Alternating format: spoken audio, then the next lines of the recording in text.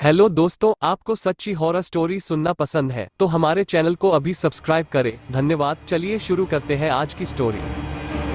Horror love story. प्यार, शादी, फिर पत्नी की हत्या कर 2 रात गुजारे साथ। कमरे की किवाड़ें 2 रात अंदर से ही बंद रही।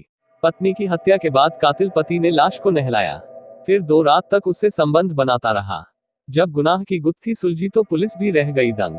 सन की आशिक की हॉरर लव स्टोरी का घिनौना सच। उस 1 साल के दरमियान क्या क्या न हुआ। नजरें मिली, प्यार हुआ, परवान चढ़ा। परिवारों ने भी रजामंदी से दोनों को शादी के बंधन में बांध दिया। अभी 6 महीने ही गुजरे थे कि एक रात इस बंधन की गांठ खुल गई।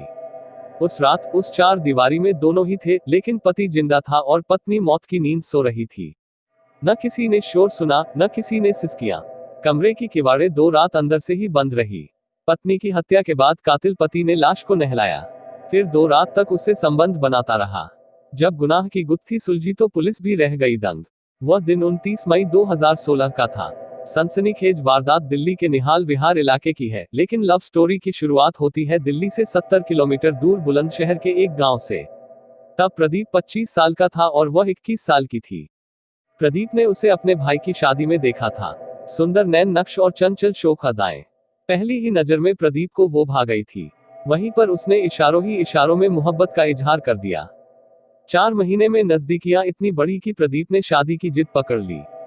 चूंकि वह गांव में निठल्ला घूमता था, लड़की के घर वालों को मनाने के लिए प्रदीप ने भरी पंचायत में वादा किया कि वह जल्द ही कोई नौकरी ढूंढकर जिम्मेदार पति बनकर दिखाएगा। आखिरकार गंगा घाट पर दोनों को शादी के बंधन में बांध दिया गया। बिंदास अंदाज बन गया जान का दुश्मन। शादी के कुछ दिन बाद ही एक खूबसूरत जिंदगी जीने के ख्याल से प्रदीप उसे लेकर दिल्ली आ गया। कमरा लिया निहाल विहार में। यहाँ पर वही रिक्शा चलाकर पैसे कमाने लगा, मगर आमदनी अठन्नी और खर्चा रुपया। घर के खर्चे पूरे नहीं हो रहे थे। कुछ ही महीनों में दोनों के बीच तीखी नोकझोंक शुरू हो गई, लेकिन फिर भी वह काफी खुशमिजाज थी और खुले मिजाज की भी।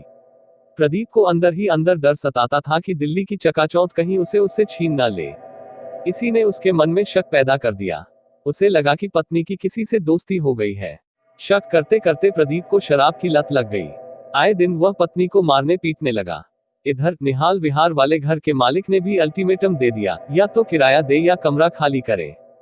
दीवार पर सिर पटक पटक कर मार डाला। फिर 29 मई 2016 की वह तारीख आई। बकौल पुलिस अफसर के मुताबिक उस रात प्रदीप घर लौटा।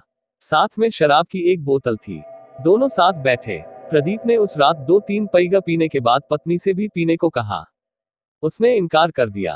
प्रदीप के ऊपर नशा हावी था। जुबान से वह सभी बातें निकलने लगी, जिसे लेकर वह पत्नी पर शक करता था। पत्नी को यह बर्दाश्त न हुआ।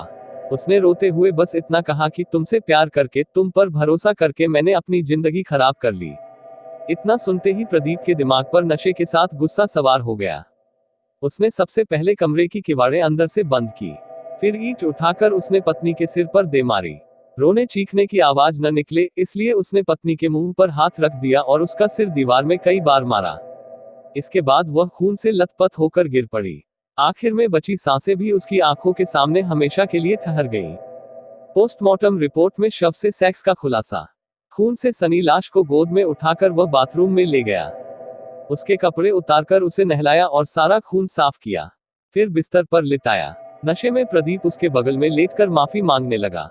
टकटकी लगाए उसे देखता रहा। लाश के साथ बातें करता रहा। 2 रात पत्नी की लाश के साथ बिताने के बाद वह सुबह फरार हो गया। वह पत्नी का फोन भी अपने साथ ले गया। मोबाइल पर कॉल न मिलने पर महिला के घर वालों को शक हुआ। उन्होंने पड़ोसी को फोन किया। तब हत्या का खुलासा हुआ। शव का पोस्टमार्टम हुआ। रिपोर्ट में खुलासा हुआ कि शव के साथ संबंध बनाए गए हैं। पुलिस ने 4 दिन बाद नांगलोई के पास से प्रदीप को गिरफ्तार किया। उसने पुलिस को बताया कि वह अपनी पत्नी को बहुत प्यार करता था, इसलिए हत्या के बाद भी शव से उसने बहुत प्यार किया। दूसरी कहानी।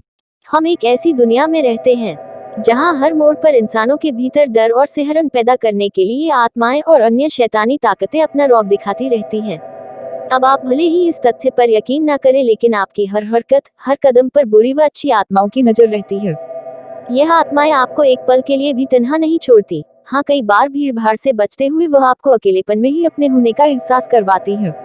ऐसी ही एक घटना से हम आज आपको रूबरू करवाने जा रहे हैं, जो कोई कहानी नहीं बल्कि एक आम इंसान के साथ घटित एक खौफनाक घटना है। ऐसे स्थान जहां खतरनाक और दुष्ट आत्माएं कैद हैं। बात आज से कुछ 5-10 साल पुरानी है। अशोक नाम का एक व्यक्ति, जिसका गांव पूर्वी उत्तर प्रदेश के एक कस्बा इलाके में था। वैसे तो वो दिल्ली में नौकरी करता था, लेकिन घर आए हुए काफी समय बीत चुका था, इसीलिए छुट्टी लेकर वह घर आया हुआ था। यह इलाका बेहद सुनसान और घनी झाड़ियों के बीच बसा हुआ था, और इन घनी झाड़ियों के बीच शाम के समय अक्सर सन्नाटा ही पसरा रहता था। इंसानी दुनिया का काला हिस्सा है यह श्रापित आत्माएं। अशोक को बचपन से ही छत पर सोने की आदत थी, और बड़े होने के बाद जब भी वह गांव जाता तो अपने घर की खुली छत पर ही सोता था।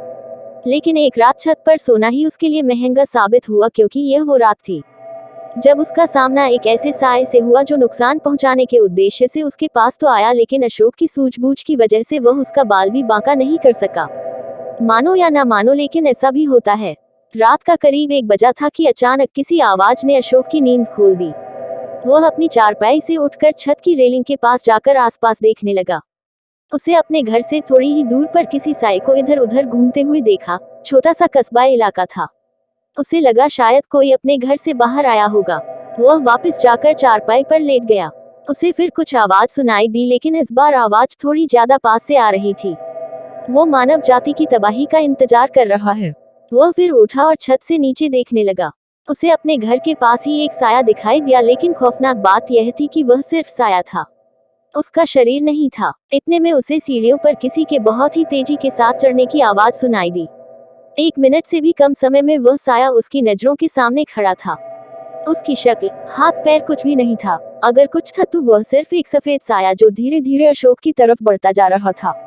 जब इंसानी दुनिया में प्रवेश कर ले जिन कहते हैं, बुराई को काटने के लिए अच्छाई का ही सहारा लिया जाता है, इसीलिए उस साए से खुद को बचाने के लिए उस समय अशोक ने कवच की लकर गला मंत्र का जाप करना शुरू कर दिया। वह लगातार 5 मिनट तक यह जाप करता रहा और वह साया उनके पास आता रहा। अचानक ही वह साया अंतर्ध्यान हो गया।